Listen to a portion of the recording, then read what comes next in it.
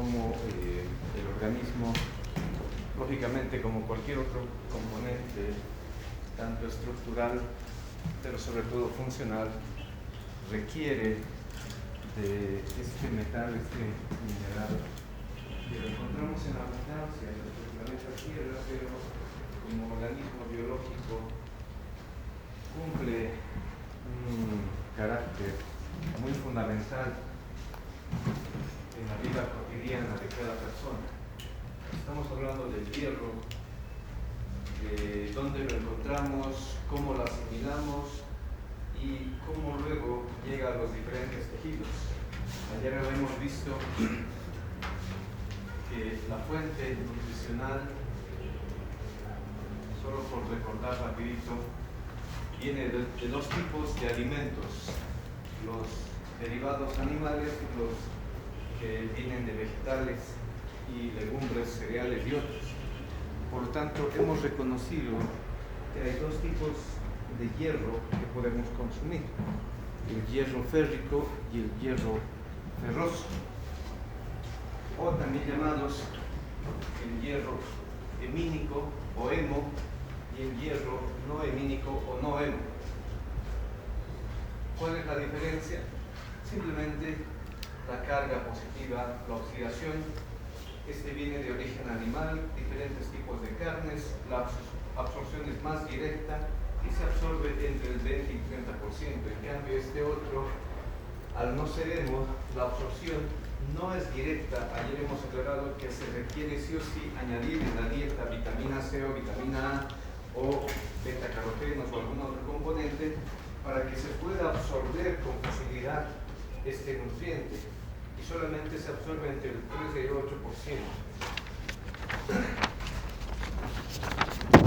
El organismo hemos dicho tiene un total de entre 4 a 5 gramos de hierro, es lo más que necesitan. No necesitamos mucho hierro, pero gran parte de este hierro se va a estructurar como parte integral de la hemoglobina, de la mioglobina, algunos otros grupos férricos o hemínicos, otros están añadidos a proteínas, sobre todo la transferrina, y gran parte también, el 15 y el 30%, está almacenado en diferentes células como el hígado y también en las células del sistema reticuloendotelial.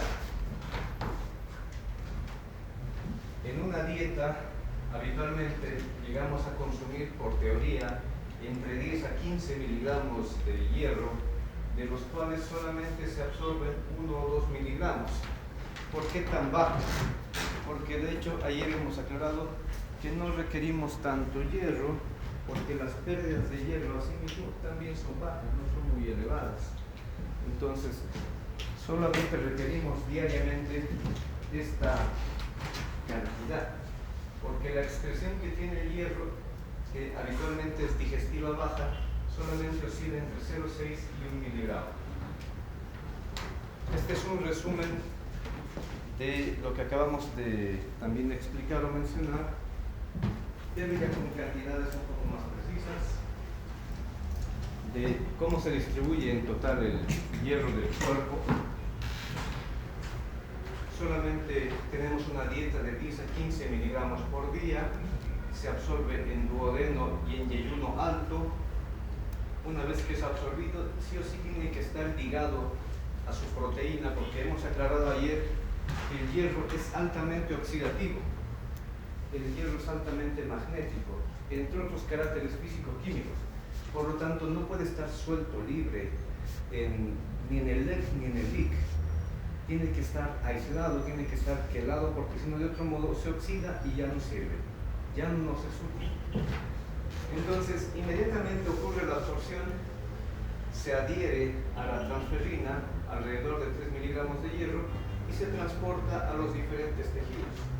Por ejemplo, a diferentes células y otros tejidos, para formar mioglobina, lógicamente en los músculos, para formar parte de las enzimas de la cadena respiratoria, en las células del sistema inmunológico y en el metabolismo de las células neurológicas.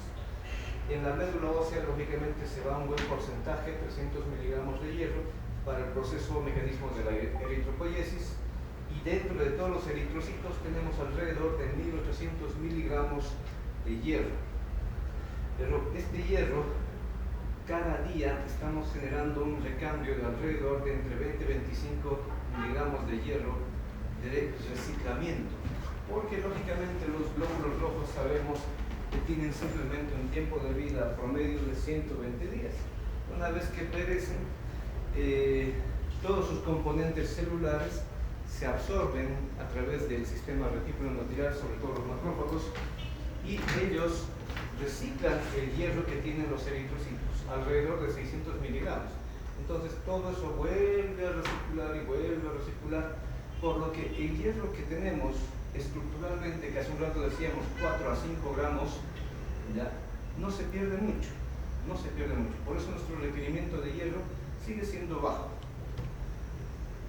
Otra parte del hierro que consumimos se va a ir al hígado, se va a ir al vaso, células del sistema retículo endotelial en gran cantidad, alrededor de 1000 miligramos de hierro, a manera de almacenamiento.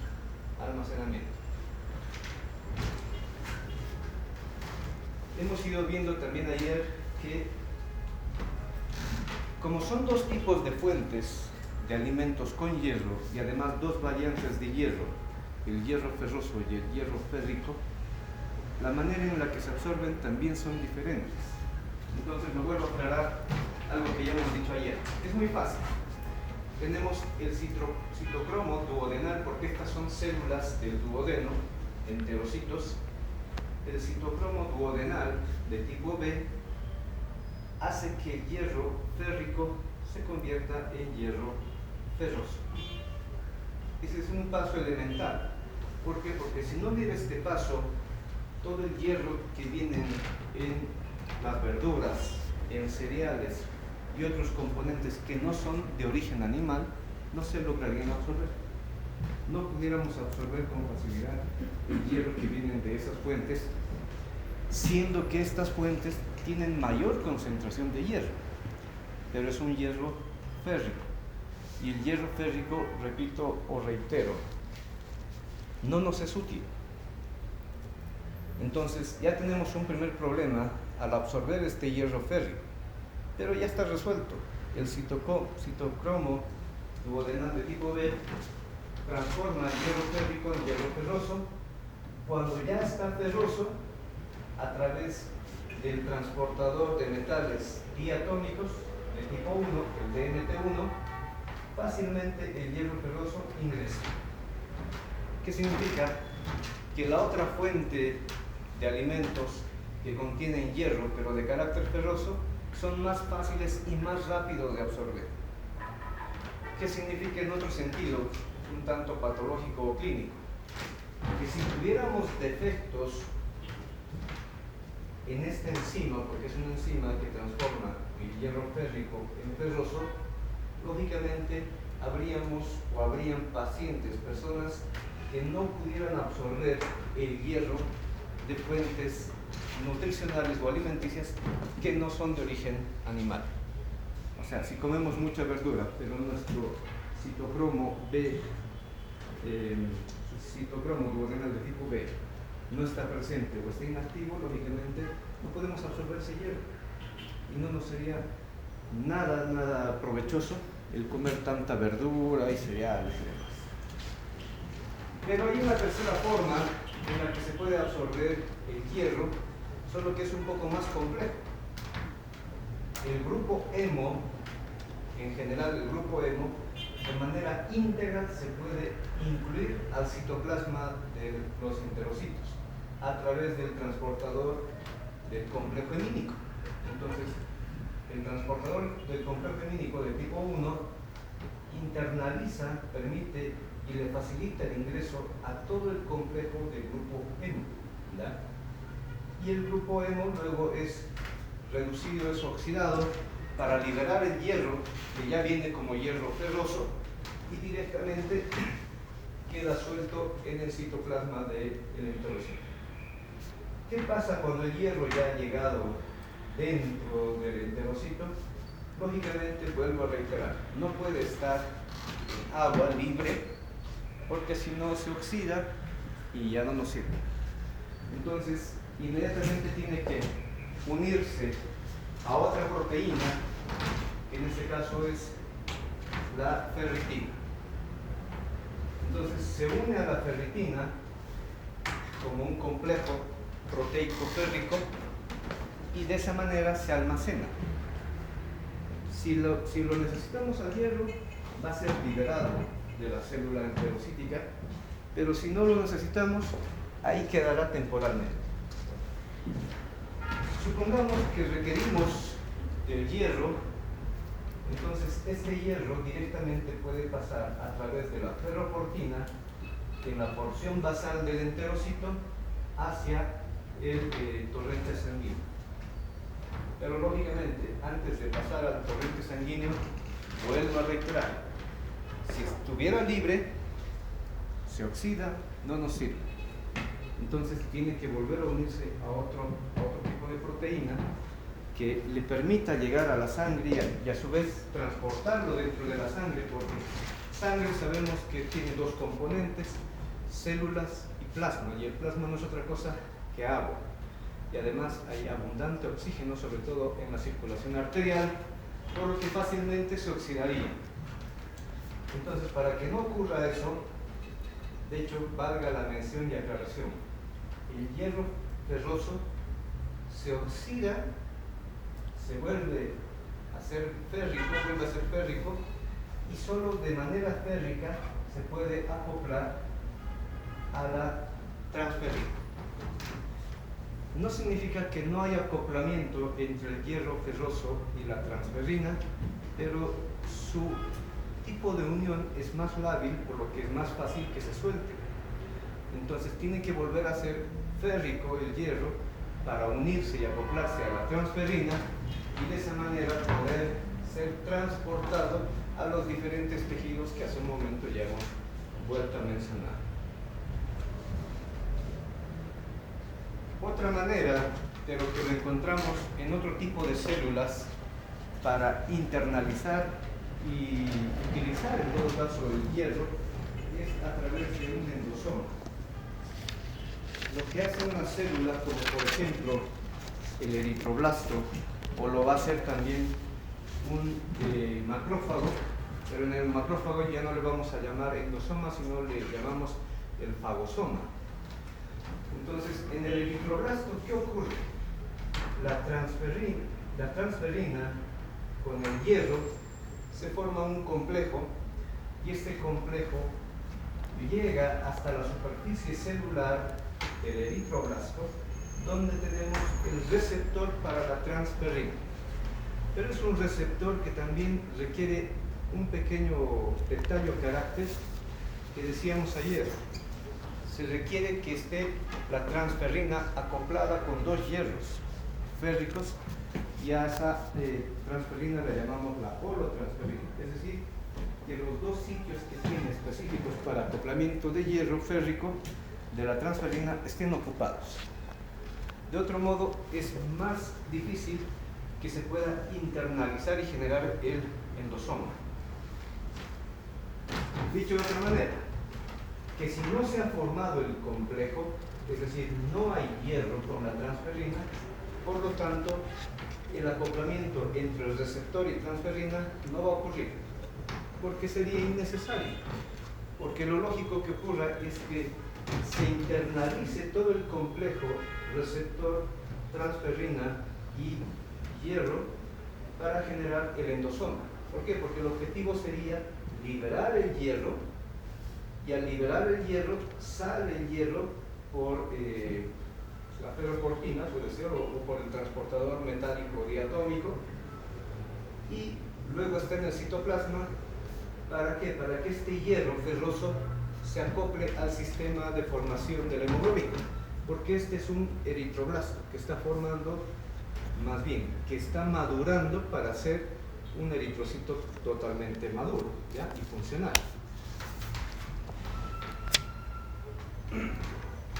Entonces, este es otro esquema similar al anterior de qué es lo que ocurre cuando la transferrina llega a un tejido, sobre todo del tipo de los glóbulos rojos, a nivel de la médula ósea roja.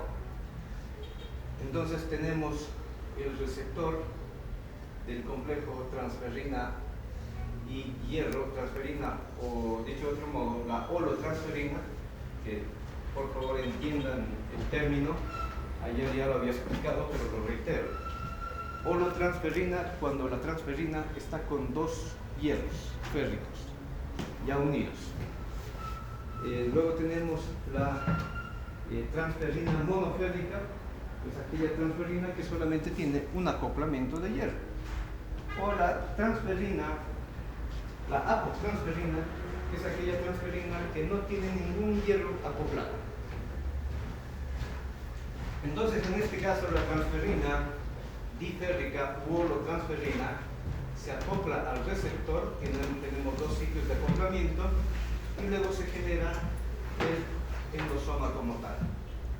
Hay un detalle que ayer lo hemos aclarado. Fíjense, este endosoma tiene complejos proteicos de tipo canal que permiten el paso de hidrogeniones. ¿Con qué objetivo? En el medio extracelular y en el mismo citoplasma el pH es relativamente alcalino, 7.4, 7.3, pero para que se desacople el hierro, para que se libere el hierro, necesitamos un pH alrededor de 5.5, es decir, un pH ácido. Si no ocurre este mecanismo, vuelvo a insistir lo que ya he mencionado un par de veces, este hierro no podría ser utilizado y teóricamente no nos serviría. Si estamos hablando que esto está ocurriendo en un eritroblasto, por lo tanto este eritroblasto no formaría cabalmente sus complejos de hemoglobina, los grupos hemo, ¿ya? Y por lo tanto este eritroblasto, cuando ya sea teóricamente maduro, no lograría generar un transporte adecuado de oxígeno, porque ese es el objetivo final, que el acoplamiento del hierro dentro de la molécula de la hemoglobina permita el transporte de oxígeno y a la vez de dióxido de carbono. Entonces, esto es lo que ocurre en otro tejido, en otra célula, que son parte del sistema retículo endotelial, los macrófagos. Pasa algo similar a lo anterior, pero en este caso se forma, hemos dicho, un fagosoma. ¿Qué está ocurriendo? Cuando un eritrocito ya muere, es un eritrocito ya que ha cumplido su ciclo vital 120 días en promedio, se internaliza a todo el eritrocito, o sea, lo fagocita, que es el término apropiado y adecuado, y convierte este fagosoma, ¿ya?, en un sistema de degradación celular donde el eritrocito se va a descomponer, todos sus elementos estructurales, sean fosfolípidos, proteínas, hidratos de carbono y demás componentes, tanto pericelulares como intracelulares, se van a ir degradando. Y sabemos bien que la estructura del glóbulo rojo tiene una alta cantidad, ¿ya?, de hemoglobina dentro. Entonces, al romperse la membrana celular del eritrocito, se va a liberar la hemoglobina. Por la enzima correspondiente se procede a un mecanismo de oxidación de la hemoglobina para que se libere el grupo hemo. Una vez liberado el grupo hemo, lógicamente aparece la enzima de oxidación también del grupo hemo para liberar el hierro ferroso. Este hierro ferroso puede ser liberado al citosol del macrófago a través del transportador de metales diatómico y queda en el citoplasma del macrófago, pero luego tiene que ser liberado hacia el torrente sanguíneo. Entonces usa otro transportador que sería la ferroportina, y una vez que está en el plasma, ya hemos aclarado esto hace un instante, no puede estar suelto, se tiene que acoplar otra vez a una nueva proteína transportadora y lo hace una vez que está oxidado. Es decir, el hierro ferroso tiene que volver a ser hierro férrico, se une a la transferrina a través de dos enzimas. No se olviden, hay dos enzimas para convertir el hierro ferroso en férrico. Uno es la ceruloplasmina y el otro es, hace un rato lo que ya lo dije, la efestina. Aquí está, la efestina, ¿ya? Esos dos pueden transformar el hierro ferroso en hierro férrico, y una vez que el hierro férrico ya está formado, pues se acoplará a la transferrina y se puede transportar como ya hemos indicado. ¿Qué es lo que pasa en este caso en un eritroblasto, sobre todo, que está formando hemoglobina? Lógicamente se tiene que acoplar el ion ferroso a la estructura del complejo del grupo M. Acontece una serie de procesos bioquímicos, lógicamente intracelulares, hasta que llega el momento en el que la ferroquitalasa, dentro de la protoporfirina de tipo 9, incluye el fierro o hierro ferroso más bien, para que sea parte de la estructura de la hemoglobina. Entonces, es un proceso bioquímico que de seguro ya lo conocen, cómo se forma la hemoglobina en un nuevo eritrocito que está en desarrollo, en maduración, para que lógicamente después sea liberado hacia el torrente sanguíneo y cumpla la función que corresponde, que va a ser transportar los gases de importancia.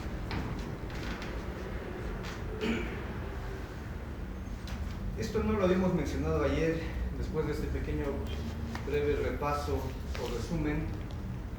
Tenemos que mencionar, de hecho ayer les dije, los que estuvieron, no hay un sistema de regulación tan específico para mantener los valores de hierro en un nivel adecuado. ¿Ya? De hecho, podemos estar perdiendo en un día una cantidad considerable y no hay una alerta como tal que nos indique que se está perdiendo hierro. De hecho, como simple dato curioso, se van a topar en algún momento de su vida profesional, probablemente, porque ocurre, con casos con pacientes en los que su anemia es tan grave, o sea, la cantidad de hemoglobina es tan baja, pero el tiempo de evolución es también muy prolongado, es crónico. Me ha tocado, les comento, un joven como ustedes, menor incluso, 17, 18 años tenía joven, que tenía una anemia con una hemoglobina de 5 miligramos de cilitro, muy bajo, pero que ya tenía un tiempo de evolución muy prolongado. Lógicamente, la familia y el mismo joven refería no puede estar mucho tiempo activo porque lógicamente no puede transportar su oxígeno de manera adecuada y por ende todos sus procesos metabólicos se han visto alterados, sobre todo neurológicos y musculares, por lo que se notaba el defecto como tal. Pero vean ustedes a qué grado puede llegar una persona por el descuido y a veces por factores socioeconómicos y demás. Entonces no hay un sistema de alerta que te diga, ya pues consume más hierro. Lógicamente la clínica está ahí, porque vamos a ver ahora mismo qué es lo que deberíamos encontrar en un paciente que tiene anemia o tal vez alguna otra alteración en la formación de los eritrocitos. Pero sin embargo, existe un sistema más bien contrario, voy a decir, de regulación del hierro, cuando el hierro ya está en exceso. No hay una alarma, no hay una alerta que nos diga cuando ya está muy bajo o empezando a bajar, pero sí hay una alerta que nos diga que el hierro ya está muy alto. Y eso se debe a dos factores que de una vez lo menciono: es al depósito de hierro, es decir, hierro unido a la ferritina, y también a la saturación del hierro en relación a su transportador en el plasma, a la transferrina. Entonces, esto ya sería un poco reiterativo, cómo se absorbe el hierro ferroso y el hierro férrico. El hierro ferroso tiene que convertirse en férrico para que se acople y para que se una a la transferrina, y con la transferrina se dirige a diferentes tejidos. Cuando ya hemos excedido, porque lo que nos dice la teoría, el porcentaje de acoplamiento de hierro a la transferrina no debería superar el 50%.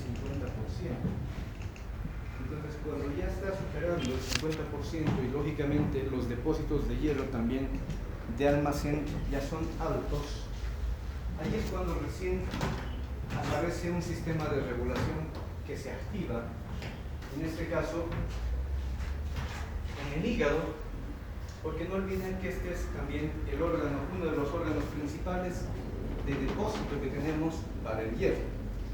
Ahí tenemos muchas células del sistema retículo endotelial, los macrófagos, las células de Kupffer. Entonces, ellos son los que dan alerta y dicen, ya hay mucho hierro que estamos almacenando, porque se almacena propiamente en el sistema retículo endotelial, en los macrófagos. Entonces, ellos son los que dan la alarma y dicen, hay mucho hierro que está llegando aquí al hígado a manera de depósito, por un lado. Entonces empiezan a estimular la liberación de esta hormona que se conoce como la epsilina, y la epsilina sale como cualquier otra hormona a la circulación al torrente sanguíneo, y a través de esta viaja a dos sitios, uno al enterocito, otro a todas las células del sistema retículo endotelial, habitualmente en el vaso, donde también perecen los eritrocitos. ¿Y cuál es el objetivo? Bloquear o anular a los transportadores que permiten la liberación del hierro hacia la sangre. Es decir, bloquean a la proteína ferroportina, bloquean también a la efesina para que no se convierta el hierro ferroso en férrico. Y al no haber entonces este sistema de transporte más bien, el hierro no puede salir de la célula enterocítica. Esta célula enterocítica y este macrófago, no olviden, tienen un tiempo de vida que no supera las 2 semanas, muy corto.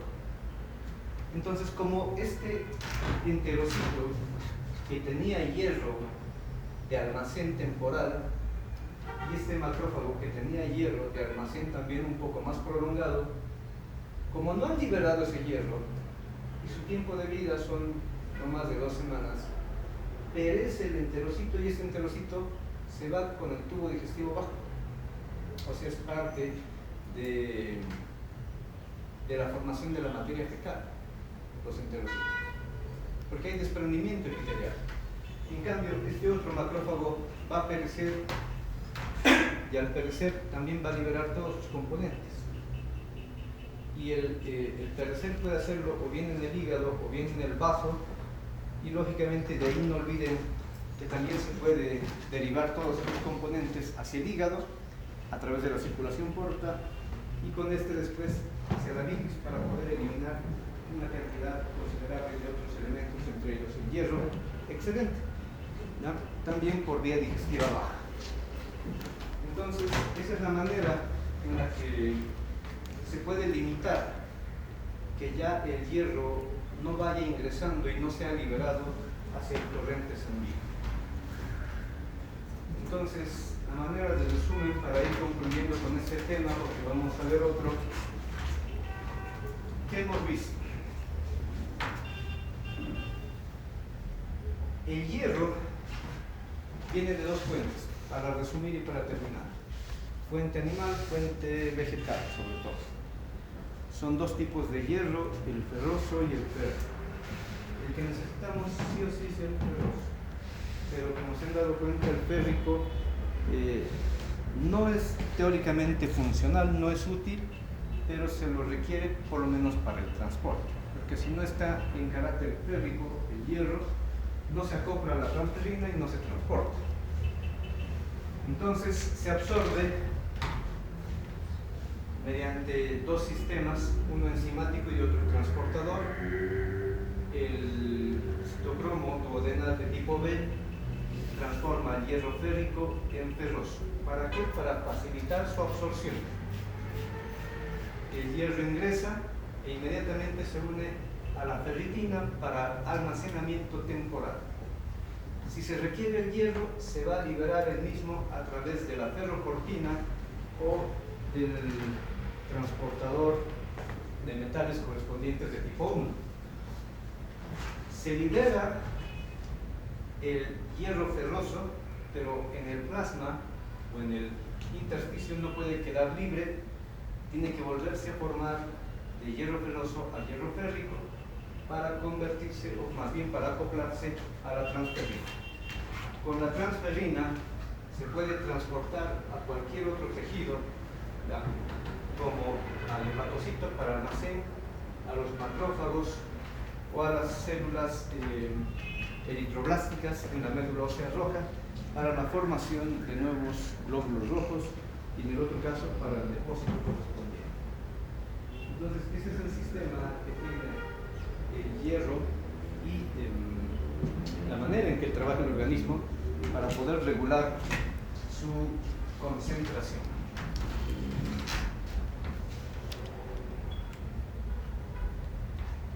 Ocurre un detalle para cerrar el capítulo que no podemos dejarlo pasar.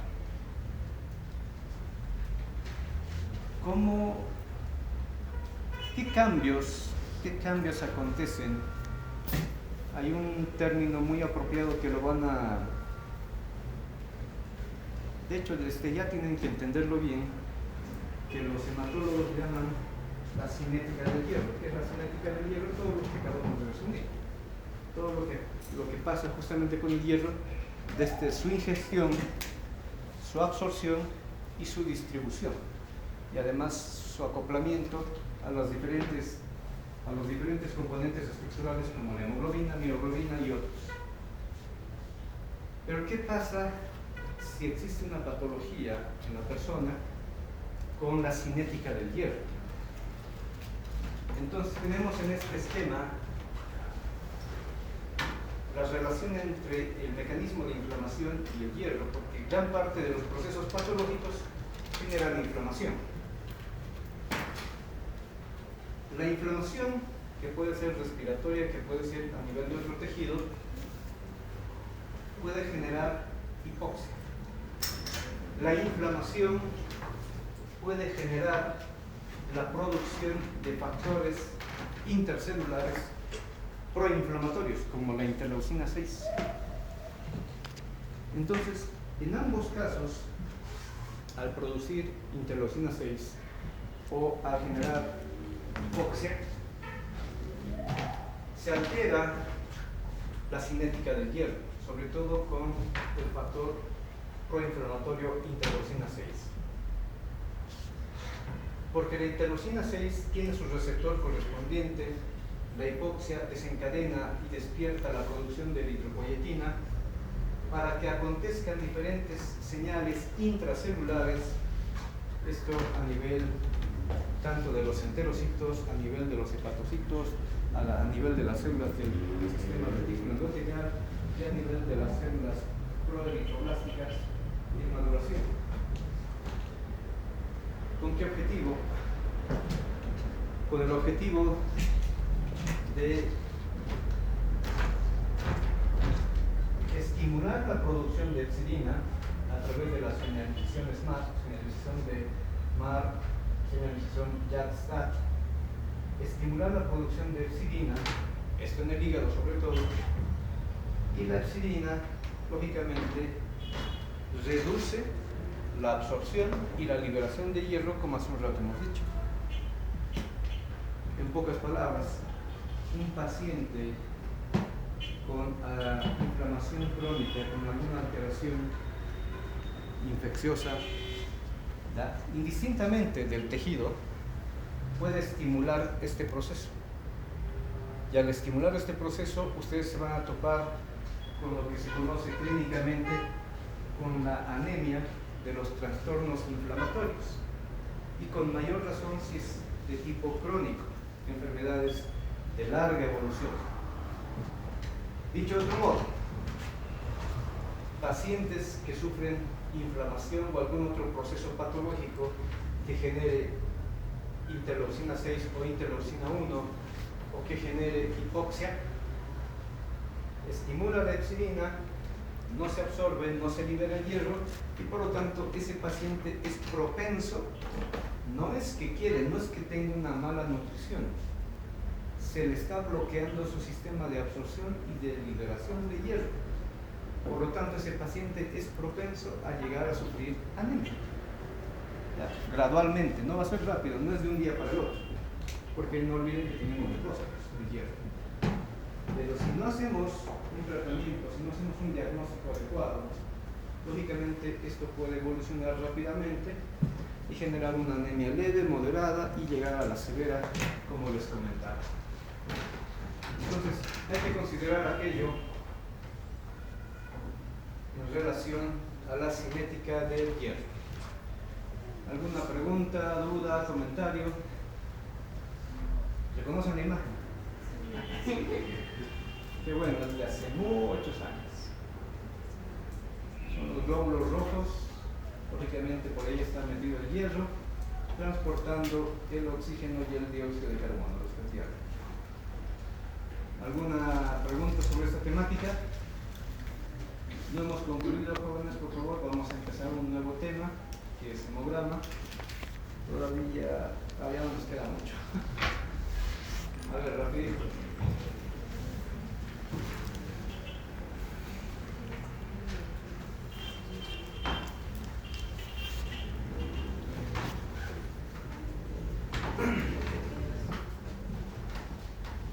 Esta temática les va a servir ahora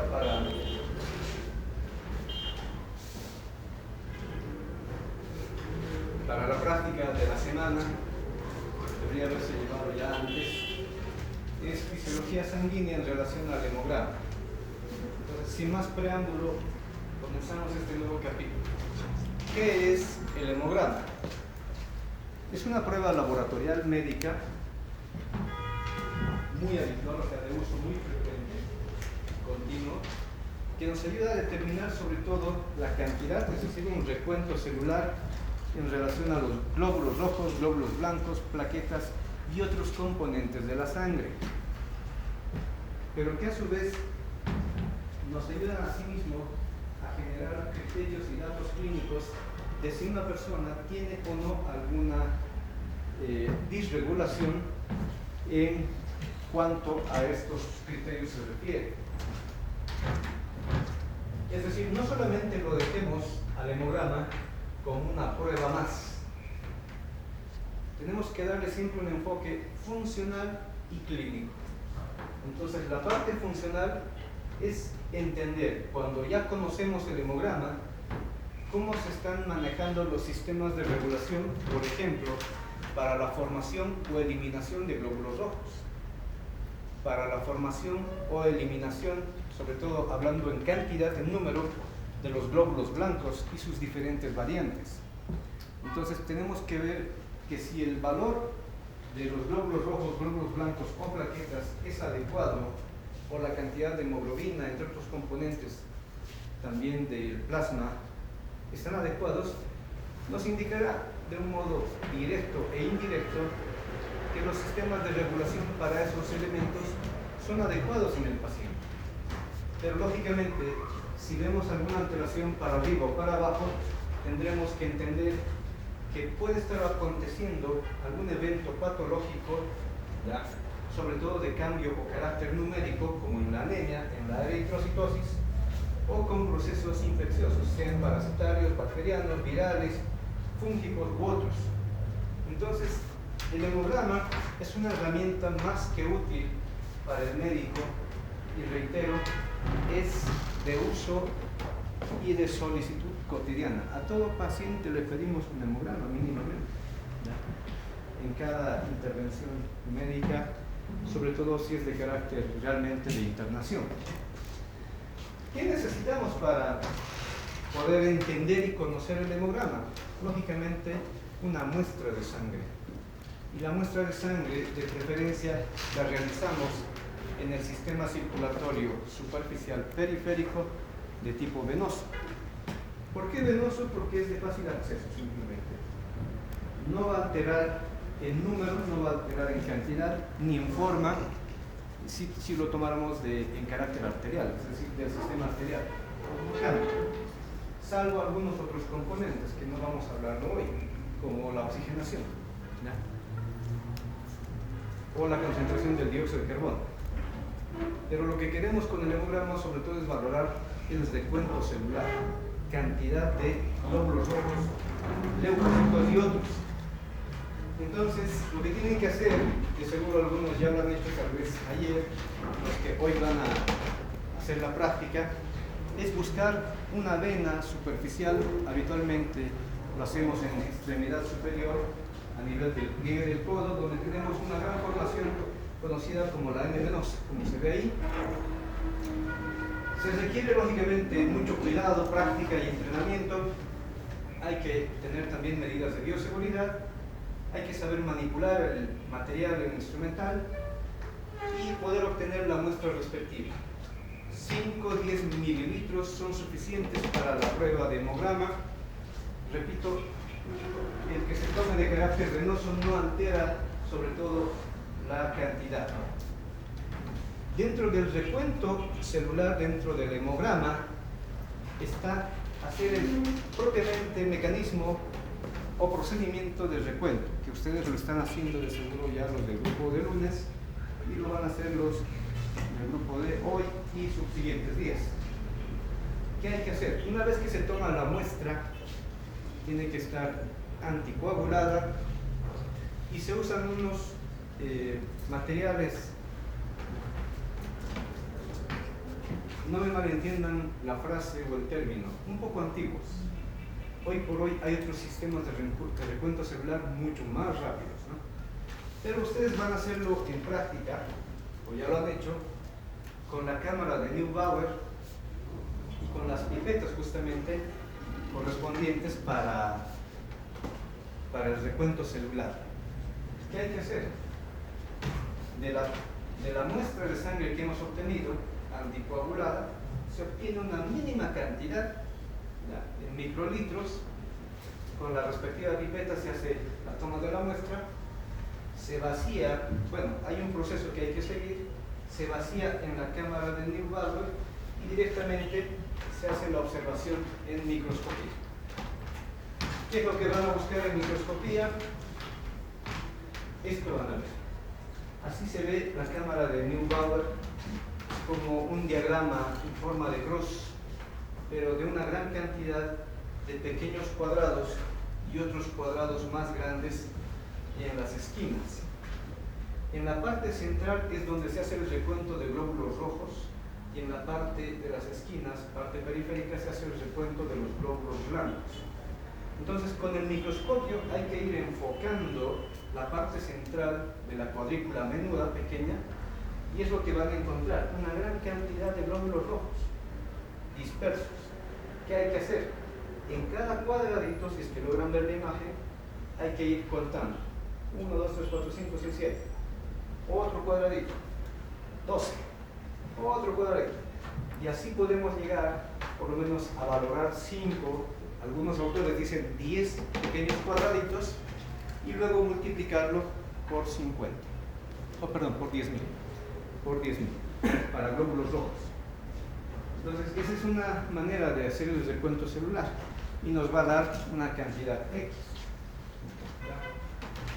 Nos va a dar una cantidad X. En cambio, para los glóbulos blancos, los cuadrados son más grandes porque el número de glóbulos blancos, lógicamente, es mucho menor en relación a los glóbulos rojos. Se sigue la misma técnica similar, se usa otros compuestos para poder separar los glóbulos blancos de los rojos.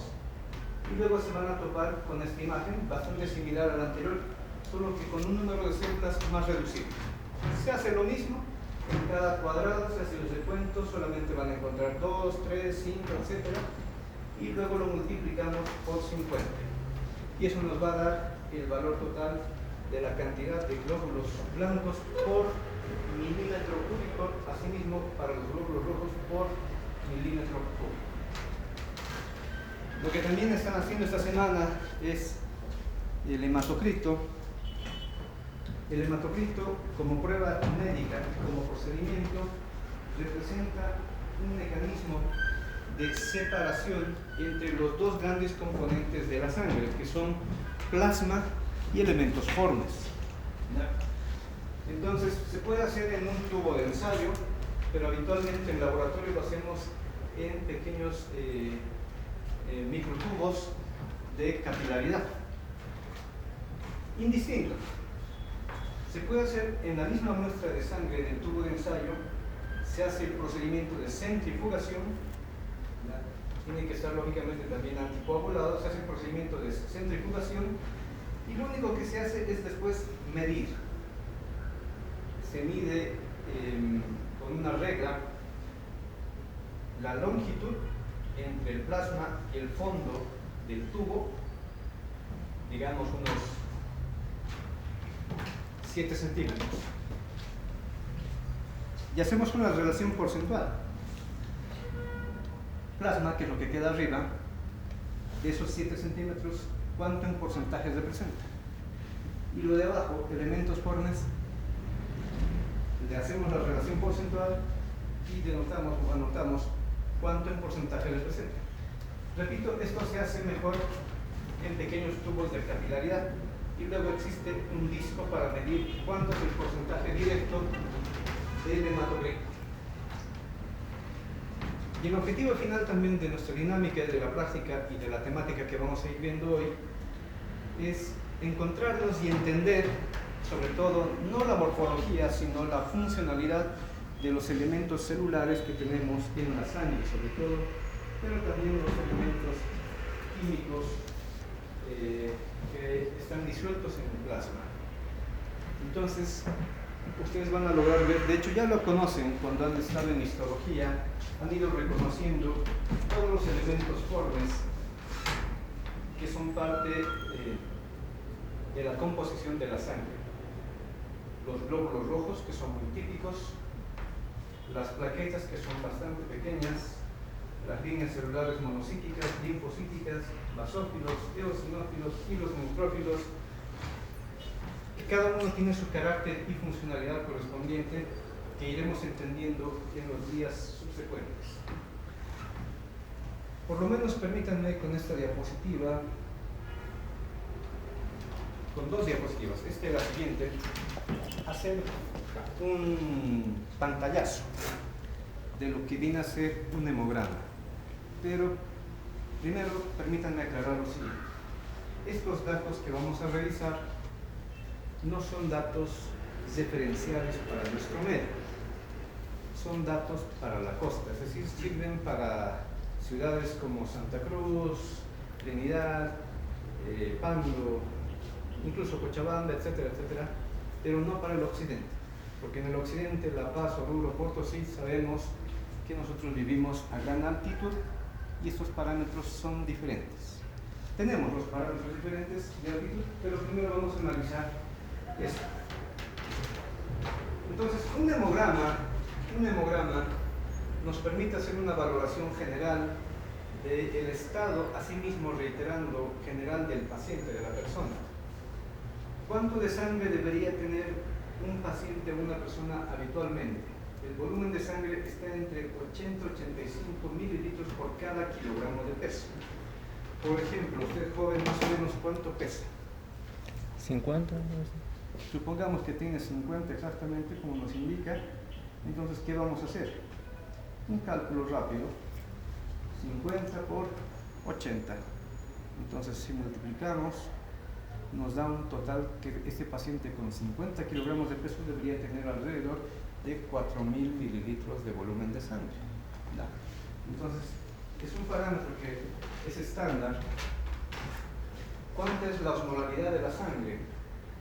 Los autores en general dicen entre 285 a 295 miliosmoles. ¿Qué es la osmolaridad? Ustedes se preguntarán. Es la cantidad de osmolitos que están disueltos en el plasma. ¿Qué son los osmolitos? Son aquellos compuestos capaces de desencadenar ósmosis. ¿Como cuáles? Tengo un osmolito. Fuerte. Sodio. Potasio. Está la glucosa, está la urea y están las proteínas, sobre todo. No significa que los otros componentes de la sangre no generan ósmosis, no generan y son parte de la fuerza osmótica, pero su fuerza osmótica es mínima por lo que no se los considera muchas veces. Entonces, a los que más consideramos, ténganlo siempre en mente, por favor, son al sodio, la glucosa en segundo lugar, son los más osmóticos. Luego vendría el potasio junto con el calcio. Después están las proteínas, ¿ya? Y la urea, o en su defecto, el nitrógeno ureico sérico. Hay otros compuestos mucho más osmóticos, pero esos no son habituales del organismo humano, no están siempre dispersos o disueltos en sangre. El pH sanguíneo, solo para aclarar, la osmolalidad de la sangre permite mantener un volumen de agua en el LIC y otro volumen de agua en el LEC, pero tiene que ser relativamente igual, porque si no habría movimiento, por eso se llaman osmolitos, habría movimiento osmótico. El pH de la sangre también es un estándar, aunque en otra cátedra les daré otros parámetros, pero no están lejos de lo que estamos viendo ahora. Lo legal es de 7.35 a 7.45, el pH de sangre. O sea que tenemos una sangre alcalinizada o relativamente alcalina, por si acaso. No por nada, y valga la mención, en algún momento, por ejemplo, ustedes, todos que hemos vivido la temporada de COVID, nos decían, consumamos más alimentos alcalinos, ¿no? Porque lo que hacía el virus es generar un medio ácido. Entonces, al contrarrestar esa acidez, de hecho estaríamos perjudicando la actividad funcional o metabólica de ese virus, ¿ya? O de cualquier otro patógeno. Es beneficioso la alcalinidad, no solamente por este dato. Hay una cantidad de enzimas que podemos encontrar en la sangre, como la creatinfosfoquinasa, la deshidrogenasa láctica, la fosfatasa ácida. Eso lo dejamos para luego. Tenemos otros componentes o caracteres matimétricos en la sangre. El hematocrito, ¿cuánto es? Repito, estos son datos que se aplican mejor para personas o poblaciones que viven cerca de la costa o a mediana altitud, no a gran altitud como nosotros. Entonces se dice que el hematocrito para las mujeres, ya que viven cerca de la costa, está entre 36 y 46%. Reiterando rapidito que el hematocrito es esto, la relación entre plasma y elementos polis, nada más. ¿Cuánto hay? Y es un buen parámetro, de una vez les menciono, es un buen parámetro para entender si una persona está con probablemente un proceso patológico del recuento celular, es decir, anemia. Porque si está bajo, si está por debajo de 36, ya podemos suponer, no vamos a tengan en cuenta ese detalle. Solo con hematocrito no se diagnostica anemia. A veces, valga la mención, los familiares que no conocen de procesos médicos van a cualquier centro de atención porque hay una campaña, porque se toparon en una feria y te dicen vamos a ver cómo está tu sangre, si tienes o no anemia, te dicen. Te hacen una prueba cualquiera y te dicen, tu hematocrito está bajo, tienes anemia. No lo confundan. Es un parámetro, pero no es específico. No es específico para la anemia como tal. Sí o sí hay que hacer el recuento celular de glóbulos rojos y también valorar la concentración de hemoglobina en plasma. Sí o sí. Por lo menos 2 de estos 3 parámetros hay que valorar para realmente definir anemia. Porque no olviden, perdón que vuelva rapidito, el volumen de plasma podría aumentar. Eso se puede hacer. Puede ocurrir tanto de manera fisiológica como de carácter patológico.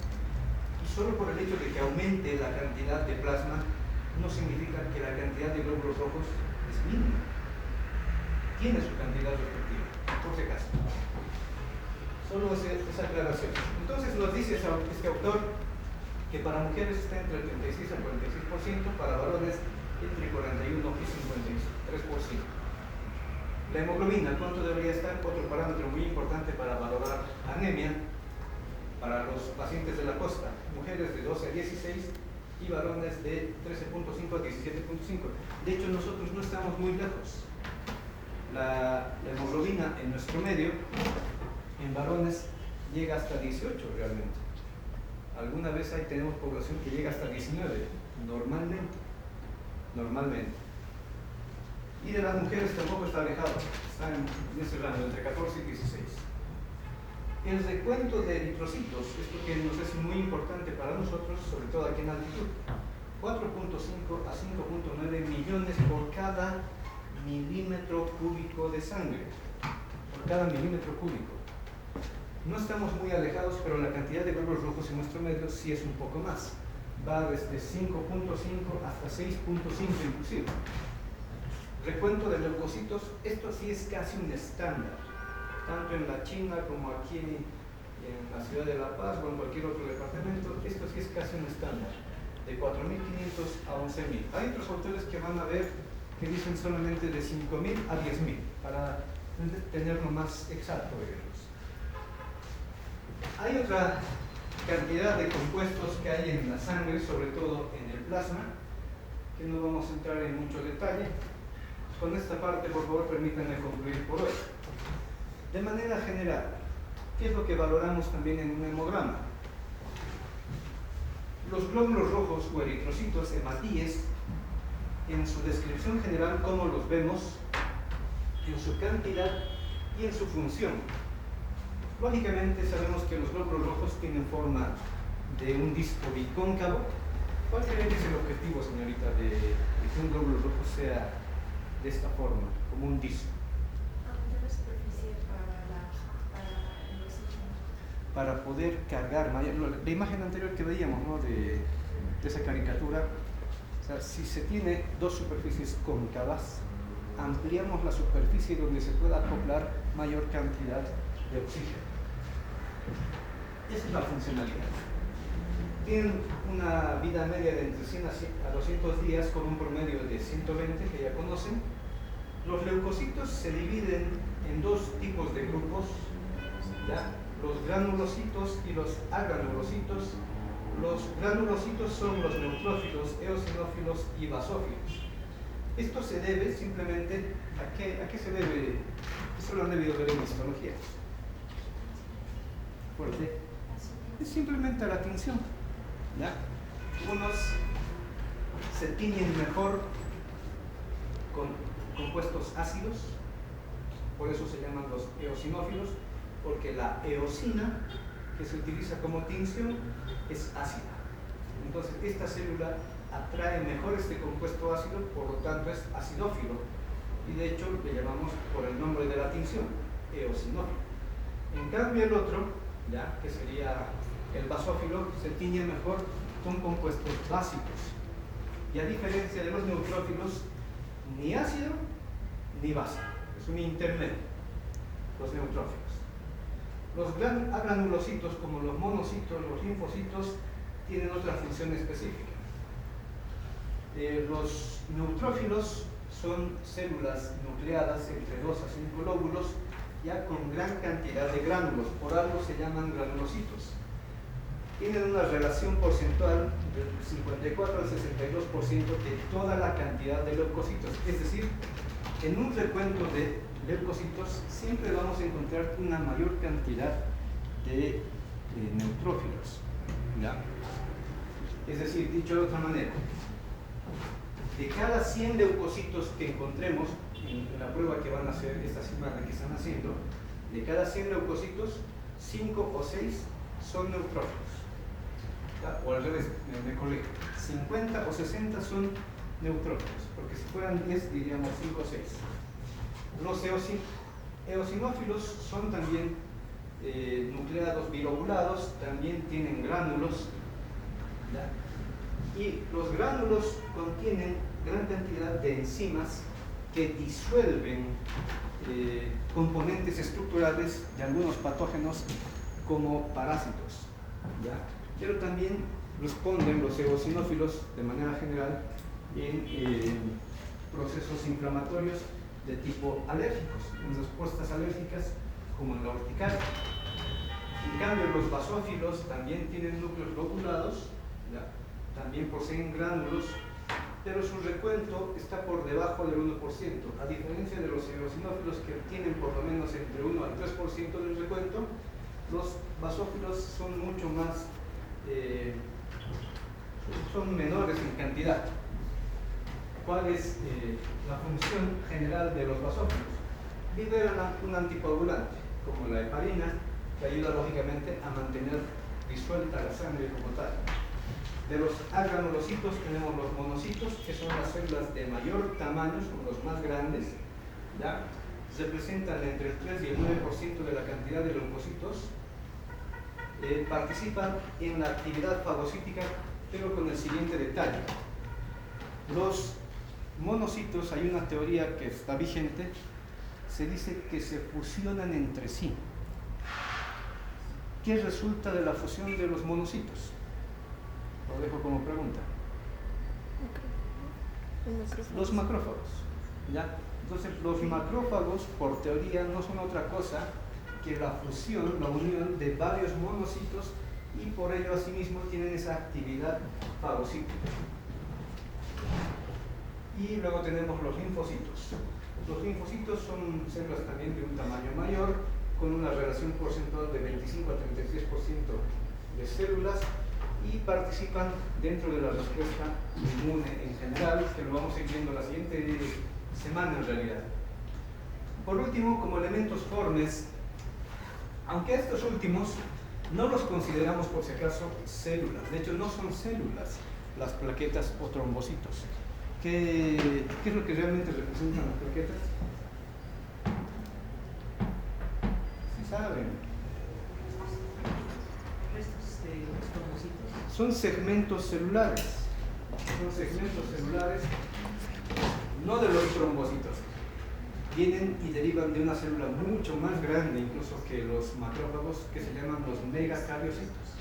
Pues los megacariocitos desprenden parte de su citoplasma, de su citosol, y generan las plaquetas. Por eso dice, son fragmentos citoplasmáticos. Tienen que estar en una cantidad de 130.000 a 400.000 por milímetro cúbico, y estos participan en el proceso de la coagulación, que lo vamos a ver mañana. Y bueno, con estos parámetros generales de lo que deberíamos valorar en un hemograma, concluimos por hoy con esta temática. Si tienen alguna otra pregunta o duda al respecto, adelante.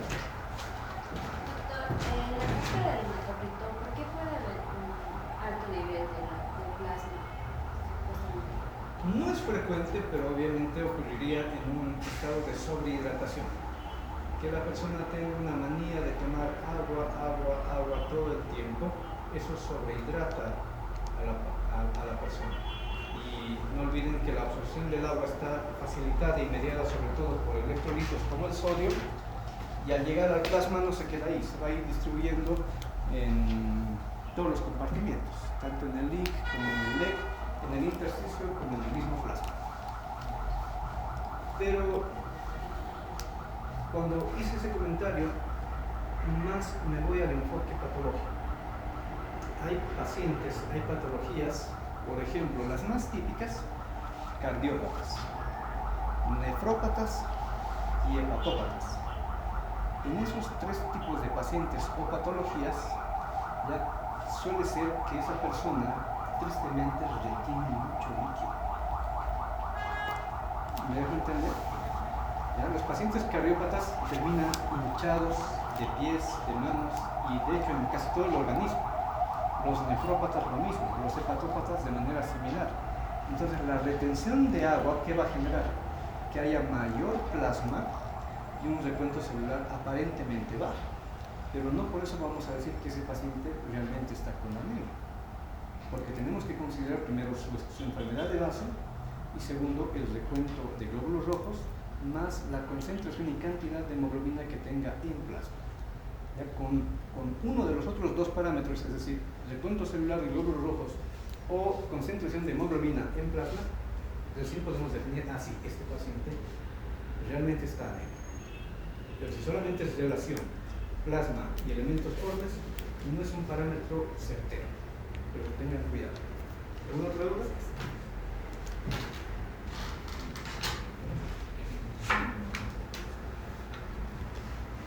No.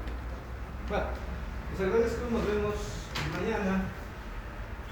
Esos son los valores de altitud, mañana los revisamos, pero no son diferentes, no son muy diferentes.